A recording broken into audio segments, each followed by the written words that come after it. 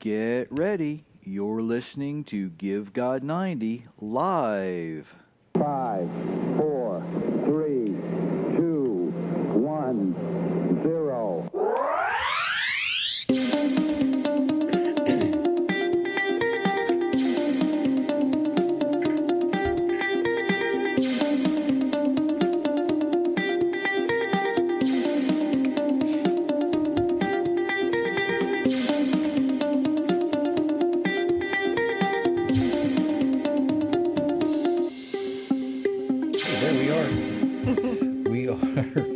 Live on a Thursday night. Welcome everyone to Give God 90. My name is Jerry. This is my lovely wife Myra. Hello. We thank you so much for joining us on Give God 90 live on a Thursday night. And I bet that whenever you listen to us, you're going to be live too. What do you think? Yeah. Absolutely, right? There's some things we need to get out of the way as we start here. Let's see where I want to go first. Don't forget to check out the website, givegod90.com. There's all kinds of fun stuff there you can look at, cruise through, follow some links, do the things. We actually have different things set up there that if you click on a link that takes you somewhere else, it counts that it came through us, and it helps us out considerably. There's also my books. You can order them, Barnes & Nobles, Amazon. They still deliver wherever fine books are sold, as the sales pitch goes, right? Mm-hmm. So we're also on Facebook, we're on YouTube, wherever you listen to podcasts. And don't forget that honestly, wherever you listen to podcasts. Okay. So there's Jay and Tina, and I'm sure Carol's there too. Carol. Don't forget the Give God 90 app. Gives you the opportunity to go back and look through the archives. And the really neat thing is, if you're listening to it and you stop, you don't have to go back and start all over from the beginning. It remembers where you stopped listening. So that's kind of a convenience there for you. So don't forget to take advantage of those things. Hey, there's Pam joining us too. I want to mention, if the technology... Hey, there's Wes. I was just getting ready to talk about this. Hi, Wes. If the technology works, we're going to test it later this evening. Wes Scott from Roots of Faith and Rob Zachary from Hope Family Fellowship and myself are going to get together, and we're going... And there's Daryl. All right. Hi, Daryl. But next Hi, Thursday Deb. night... I'm sure you're listening. I'm sure. Next Thursday night at 8:30, we are going to talk about basically the end of Matthew 28. We're going to look at the ascension and all those things that surround that, getting ready for the outpouring of the Holy Spirit. And for my Jewish listeners, don't be put off by this, because you might be surprised at what's in there, and you might be surprised at what's not in there. Okay? Oh, Wes and Haley are both there. Cool. Hi, Haley. Good to see you guys. The other thing... What else was I going to say? I got sidetracked. I'll think of it later. Don't worry. It will be coming forth. Lots of things been going on this week. Some good, some not so good, some really yucky stuff too. Okay, and it's the really yucky stuff that I got to talk about tonight. But I didn't know I was going to call it yucky stuff, because if you listen to Monday's it's podcast only, I didn't do it on Facebook. Oh, that's what I wanted to mention. Don't let me forget where I left off. If you listen over Spreaker, and a lot of people do, what I'm going to try and do is make what we talk about next Thursday evening with Rob and with Wes. I'm going to try and record that so I can put it on Spreaker as well, if Wes will let me. That way you guys don't get left out, because however this works out the best, I'll put a link on the Facebook page, and that way everybody can kind of join in who wants to join in, and everything will be available. So however that works, it'll work. We'll keep you informed, and hopefully, if nothing else, maybe it will be able to be put on a platform somehow where everybody has access to it. Maybe. We'll see. Something we're going to work out later tonight, I think. Where was I at? Something yucky stuff. Oh, some yucky stuff. Monday's podcast only. It wasn't on Facebook. I can't remember the name of it now. Hang on. What did I call that? Things that make you go yuck. Had to check my notes. So the things that make you go yuck are... When I gave it that title, I didn't realize what I was going to be talking about tonight is yucky. But it is. And it's kind of disgusting in a way. And it's really not something that's pleasant, not something we like to do, not something we talk about, but we need to talk about it. And we need to discuss it in a way that hasn't been really discussed before. Because, well, until the other night, several nights ago, I didn't realize how well it fit. Moses tells us at the end of Deuteronomy chapter 12. He warns us against worshiping the way the pagans worship their gods with the little g, right? Right.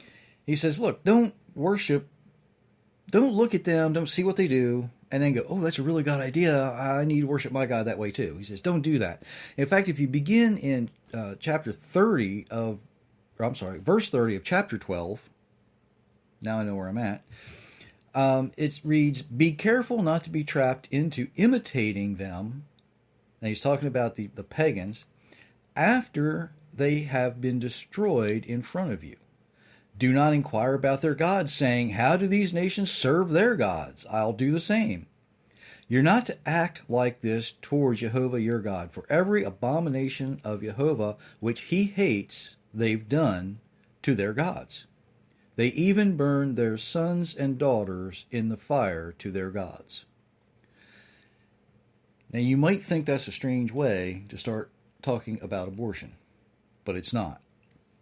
Abortion in the United States kills more children than any other cause. It doesn't matter what it is. The approved method for disposing of aborted children is through incineration. Yes, in the United States, we burn our children in fire. But it's okay because we call it biohazardous medical waste. So that's fine, right? If we give it a yucky sounding name, it's fine if we do it. An official name. An official name. A yucky official sounding name. No. Now, yeah, I know. I'll be quiet. For a moment, you might. Now, some aborted baby parts are actually kept. They're held back, and they're sold. This gets worse. This gets worse. They're actually sold to the highest bidder for use in various ways. Some people do research. Some things are just more disgusting. And many of the products we purchase have aborted fetal tissue in them, and the end user really doesn't know it. You don't realize what you're using. Right. And I don't have time to go into all what's there. It's available. It's available. I'm going somewhere different with this tonight. Now, when I was reading Psalms, I had to come to this realization. I know that Psalm 7 is not specifically the cry of the innocent. But then I had to think, David was very well aware of the practices of the pagan worshipers that were intermingled in the land at his time. He realized what they'd done. He understood, and he may have even been disgusted by the witnessing, if he had the chance to do this, or hearing the tales of how newborn children were laid on the stones that were hollowed out, and they built a fire on them, and they made this altar. And these children, they would build a fire under this, where this rock was hollowed out. These stones would get red hot, and these children were laid on these stones where there are screams echoing through the places. One of them still exists. There's evidence of a place. We'll get to that later.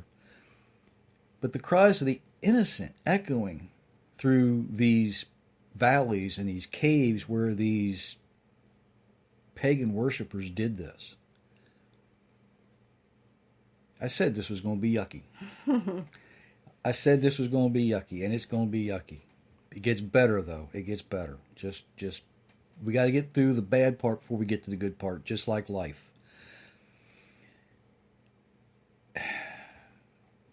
Today, this practice is carried out in various ways as far too many people who are associated with what I will call the people of death, because that's what they are.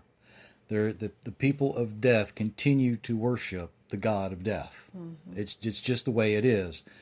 Now, the God of Abraham, Isaac, and Jacob is not the God of the dead. He's the God of the living. David understood that. David understood that his God that he fell down and worshiped was the God of life. Do you want to read Psalm 7? If you want me to. Okay. I might interrupt you. I'm giving you fair warning. I might interrupt you because when you read this, if you look at the literature, this was actually written, according to some historians, as David's cry for Cush. But as you read this, think about this being the cry of help from an innocent child. Go ahead. Lord my God, I trust in you for protection. Save me and rescue me from those who are chasing me. Otherwise, they will tear me apart like a lion. They will rip me to pieces, and no one can save me. Hang on right there. If you've ever heard the description of an abortion, that's it. And by the way, this translation comes from the International Children's Bible. Go ahead. Lord my God, what have I done? Have my hands done something wrong? Have I done wrong to my friend? Have I stolen from my enemy? If I have, let my enemy chase me and capture me. Let him trample me into the dust. Let him bury me in the ground. Shelah. Lord, rise up in your anger. Stand up against mine enemies' anger. Get up and demand fairness. Gather the nations around you and rule them from above. Lord, judge the people. Lord, defend me. Prove that I am right. Show that I have done no wrong, God Most High. God, you do what is right. You know our thoughts and feelings. Stop those wicked actions done by evil people and help those who do what is right. God Most High, protect me like a shield. He saves those whose hearts are right. God judges by what is right, and God is always right to punish the wicked. If they do not change their lives, God will sharpen his sword. He will string his bow and take aim. He has prepared his deadly weapons. He has made flaming arrows. There are people who think up evil. They plan trouble and tell lies. They dig a hole to trap other people, but they will fall into it themselves. They themselves will get into trouble. The violence they cause will hurt only themselves. I praise the Lord because he does what is right. I sing praises to the name of the Lord Most High. Thank you. It's kind of tough to read that when you're reading it like that, isn't it? Mm-hmm. I see Robin's joined us. Thank you, Robin. Hi, Robin. This last thing that really got me started on this subject was I read a article about a young woman who professes to be a Christian minister, leading one of the largest pro-abortion groups in the country. And it made me wonder what in the world she's thinking. And the only thing I can come up with is she's not thinking. Part of this article reads, and that I have her name here, but I have changed her name. Not to protect the innocent, but to call her exactly what she is. Because her name doesn't deserve to be spoken. I will reference. I'm going to get wound up. I just know this. Do it. I'm going to reference this person as. Hi, Carol. I'm going to reference this person Hi, Carol. as the high priestess of child sacrifice. Okay, so when you hear me say that, I'm referring to this lady. Let me read part of this article, and I'm going to replace her name with that. Last week, the National Abortion Federation announced that its board will appoint the Very Reverend, the High Priestess of Child Sacrifice, as its new president. The High Priestess of Child Sacrifice has been serving as interim president since 2018. This isn't her first rodeo, folks. It's been a great privilege to lead this organization for the last year and work alongside the incredible and dedicated National Abortion Federation board, staff, and membership, said the High Priestess of Child Sacrifice. Abortion providers are some of my personal heroes and modern-day saints. Anybody else out there madder than I am? Because I kind of doubt it. The National Abortion Federation is an abortion training and advocacy group whose work openly defies Christian teachings about human value. It claims to promote quality abortion care through accredited education and training. There is no quality abortion care. Programs for abortion providers, and it boasts that Planned Parenthood, which I refer to as Planned Anti-Parenthood, because Planned Parenthood kind of implies there's going to be children involved, right? It's kind of hard to be a parent without a desired child, Right. okay? Yeah. Now, the ordination ceremony that this young lady went through from the Episcopal diocese, she's an Episcopal priest, okay? If I was attending an Episcopal church and I'm hearing this, y'all, I can tell you,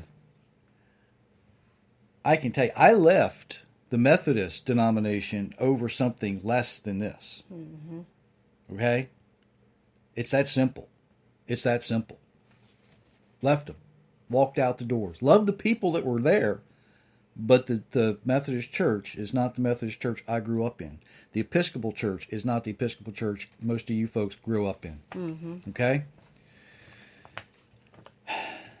The ordination ceremony, a person in order to receive the ordination of the Episcopal Church is examined in the witness of the church, and one of the questions that is read, will you do the best to pattern your life and that of your family or household or community in accordance with the teachings of Christ so that you may be a wholesome example to your people?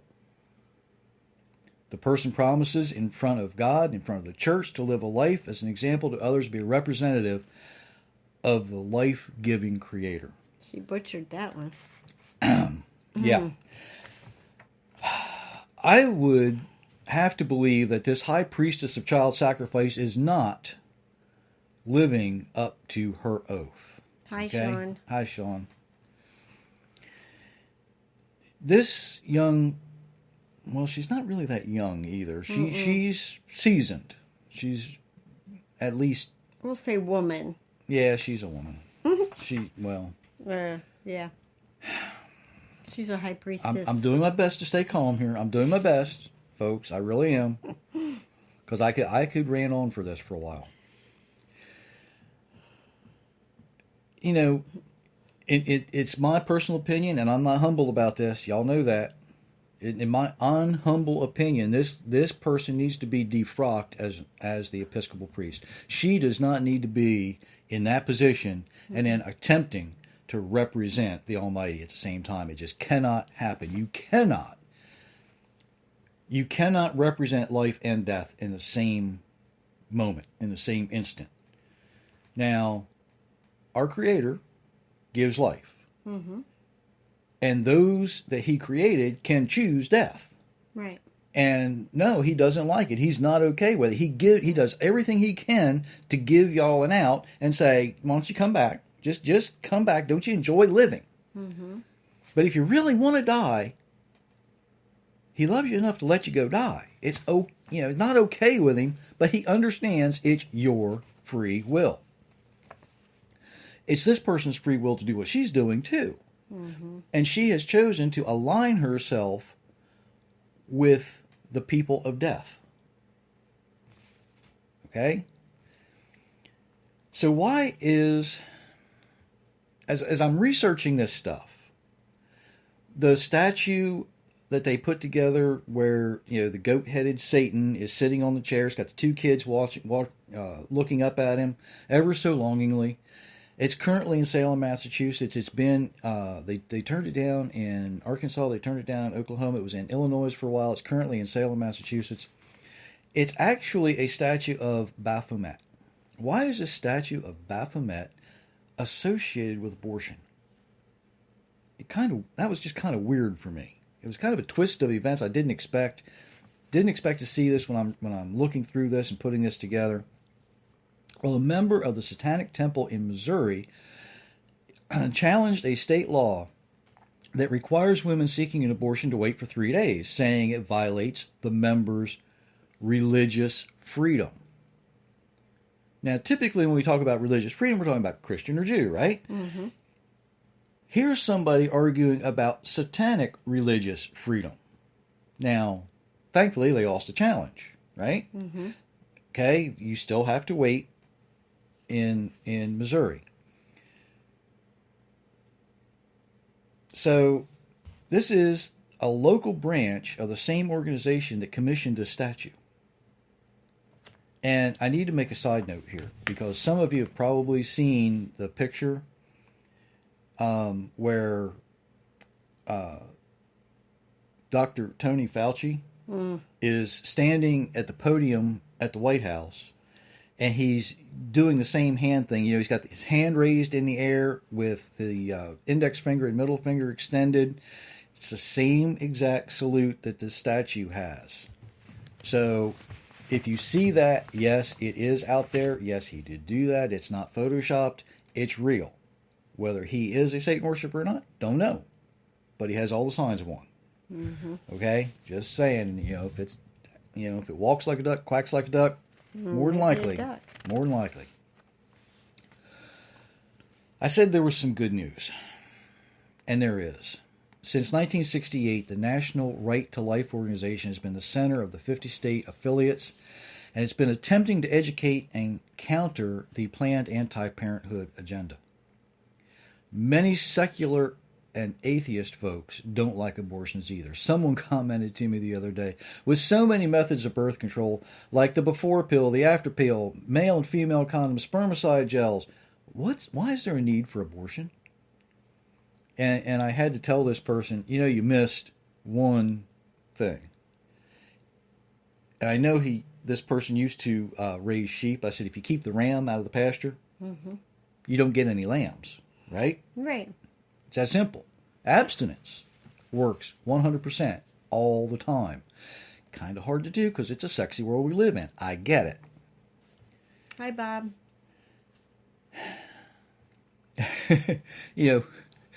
So unless your name is Mary and you live in ancient Judea, chances are abstinence is going to prevent childbirth. Mm-hmm. Okay? Just saying. Now, as I'm putting this together, I'm thinking, we need to really face some facts here, okay? Abortion is really cheaper than raising a child. Financially. I was going to say financially. Financially. Now, abortion is also the major source of depression for many of the people who have one. Mm-hmm. It's just the way life is. And there's scriptural reason for that. Okay? And there's also a fact that usually within a year, there is another child on the way. Yes. Sometimes not even that long. Having a child's hard work. Trust me, we know. Having children is work. They're not puppies. They're not kittens. You can't drop them off at the shelter when you're done, unless you consider daycare shelter. I don't know. Okay. Mm-mm. So you can't just push them out the door and hope for the best, right?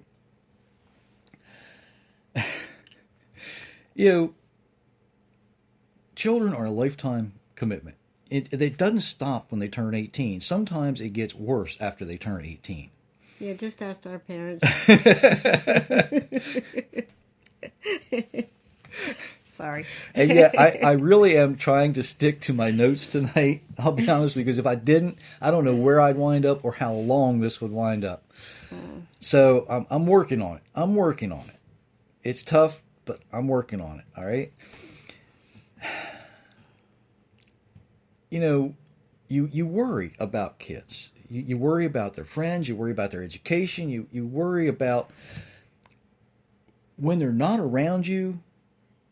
Are they acting like you want them to act? Are they doing the things you want them to do? Is their reputation respectable? Not always are they perfect little angels, because we know better than that, right? Y'all, if y'all don't believe that you're not perfect, you're not raising perfect little angels, go look in the mirror. Okay? It's that simple. You're not raising perfect little angels, but you want to raise children so where other people want to be around them. It's not like people scatter when they walk into the room. And yes, I've seen that. I've been around kids like that. Having children is a lot of work and worry. But everything worthwhile really is. Did you know that having children is a blessing? Mm-hmm. Well, you did. Do you know where that comes from? Tell me. It comes from Psalm 127. You read the sad one, you want to read the good one? Okay. It starts there. If the Lord doesn't build the house, the builders are working for nothing. If the Lord doesn't guard the city, the guards are watching for nothing. It is no use for you to get up early and stay up late, working for a living. The Lord gives sleep to those he loves. Children are a gift from the Lord. Babies are a reward. Sons who are born to a young man are like arrows in the hand of a warrior. Happy is the man who has his bag full of arrows. They will not be defeated when they fight their enemies in court. So, children are a gift. They are a blessing. There's something about them that we need. First real instruction that the Almighty gives to Adam is be fruitful and multiply. And there's a big, long reason for that, okay? It's just, we are the procreators of his creation. So, for all of that, and I need to be really, really careful how I say this next statement, okay? Because I don't want to give any question, okay? Let me start out. Abortion's wrong, okay? But I can only think of one time when it might be, acceptable is not a really good word. Less horrific's not a really good word. Justifiable is a terrible word.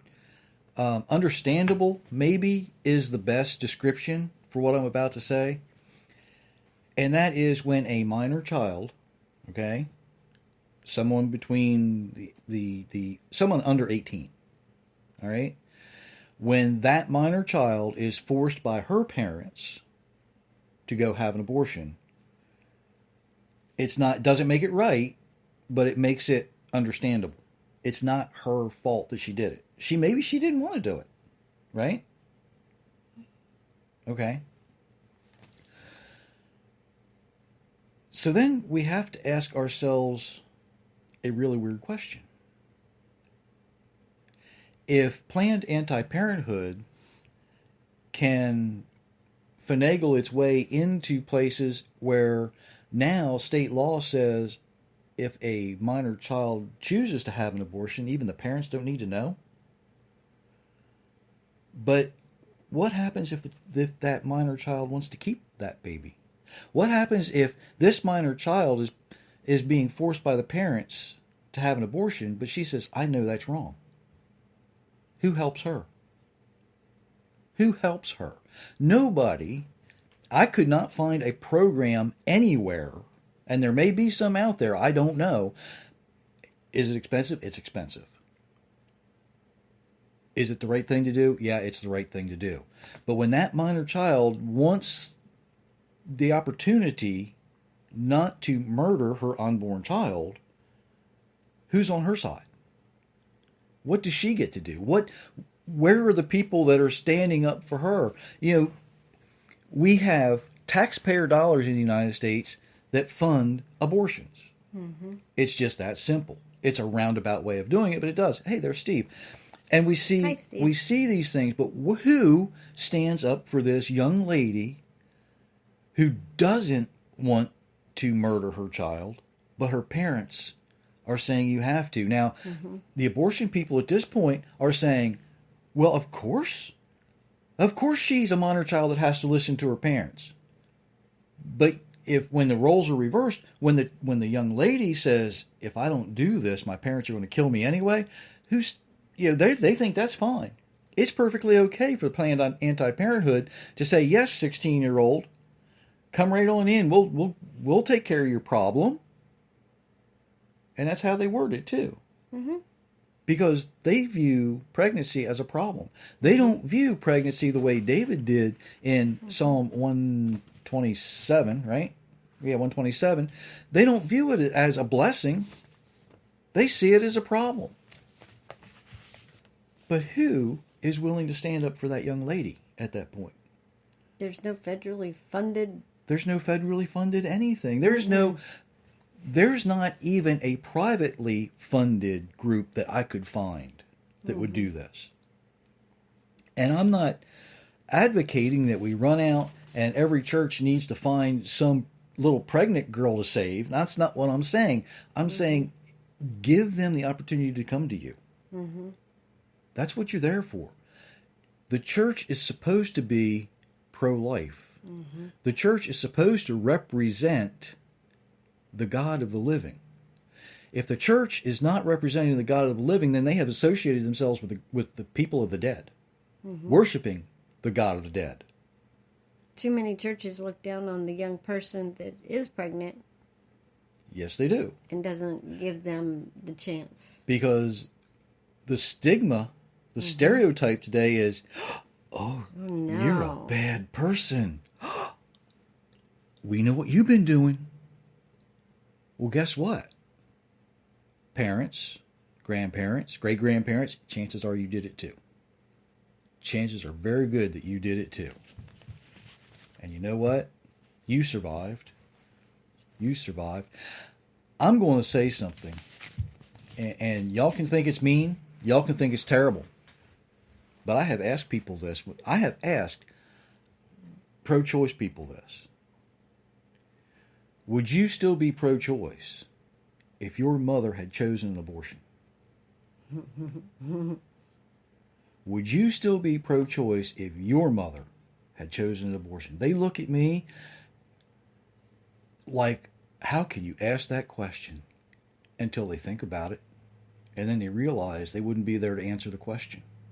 Mm-hmm. They wouldn't be there to be doing the things they're doing. Now, I know some folks, and I can sort of count myself in this group, kind of a little bit. They say, well, you know, the people who do this, they're terminal. Because the people of death, you know, that abort their young, they euthanize their old, and they live a lifestyle that's detrimental to longevity, right? Mm-hmm. So why are they still here? Why haven't they all died off yet? The answer is simple. If you think about it, Somewhere, something inside of them realizes that the spirit that the Almighty had put into them needs to reconnect. It needs to reconnect. And that reconnecting spirit, they figure it out. Sometimes it's too late, but they figure it out. And they understand. Some of them turn themselves around. We are not... This battle isn't about the people who have turned around. This battle is about the people who are still associated with death. And if you think there's folks out there that are not associated with death, just look around. Just look around. They are. It's all over the place. Not a fun topic, is it? But it's one that's got to be hammered. It's one that we have to understand. Believers, and I don't care what faith you are, you need to understand where this stuff comes from. Because it is all about evil. What was that? I can't remember which verse it is in Psalm 7 that says, "Why are people evil?" Why? What? There are people who think up evil. There it is, verse 14 of Psalm 7. There are people who think up evil all the time. Why? Because, now the modern Christian answer is, well, because we're all bad. We're all sinners. It goes deeper than that. It goes much deeper than that. Our Creator doesn't design anything for the sole purpose of sin. He doesn't have to. He says, if you will do the things I ask you to do, if you'll hear my voice and obey my commands, if you'll follow my instructions, you won't have to worry about this stuff. But we don't do that. We say, everything's going good. I don't need God right now. I'm all happy. But you know what? God wants to be there when you're happy. And he wants to be there when you're sad, and he wants to be there for everything in between. And if you keep him there all the time, it's much easier to understand this stuff than if you just put him on a shelf and treat him like a trophy, or a 911 call, or a Band-Aid. Oops, I cut myself. I need to open the God Band-Aid box, right? God, we need to put a Band-Aid on the blood and stop the hemorrhaging. That's not what he's there for. Not what he's there for at all. He's there for all of it. The good, the bad, the ugly, and the yucky.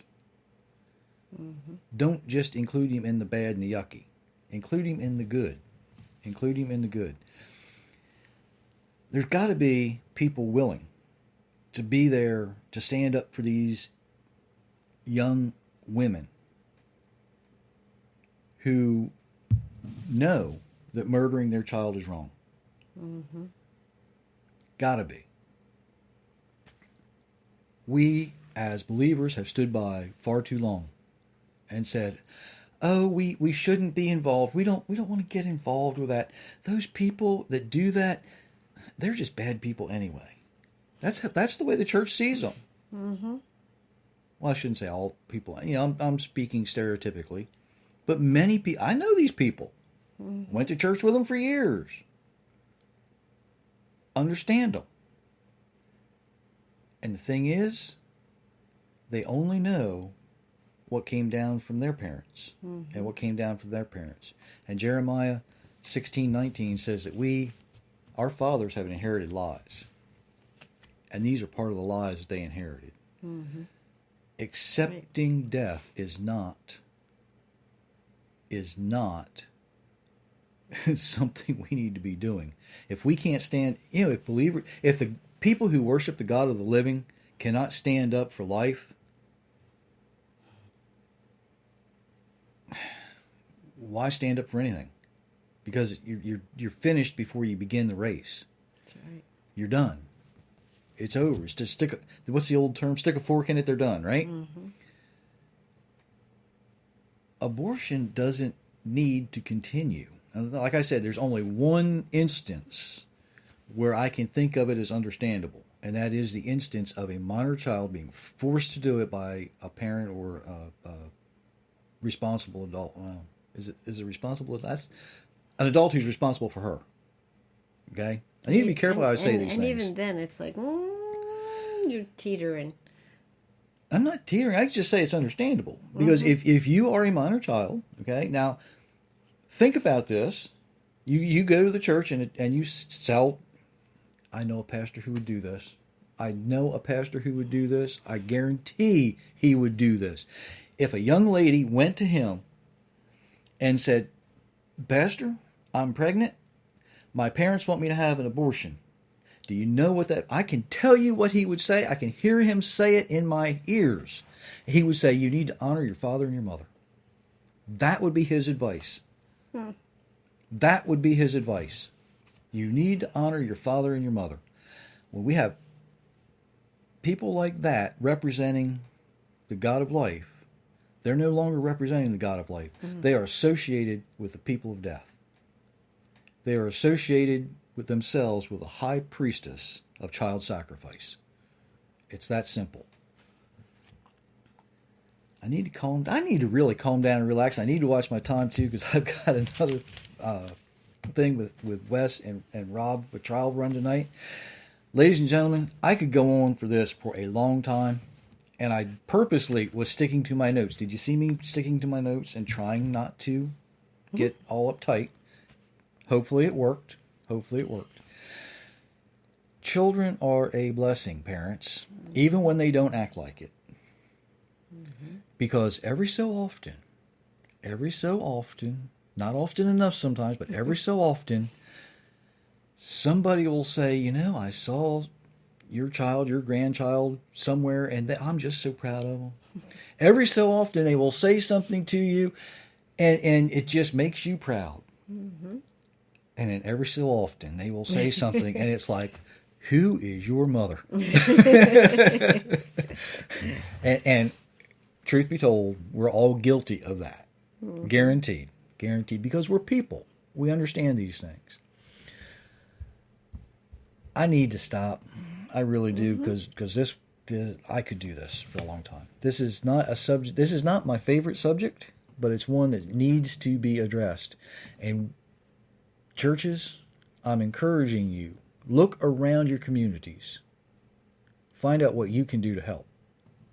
Because a lot of churches, they say, we need a project, right? We need to go find somebody. We need to find somebody to help. Why didn't somebody walk through our doors so we can help them?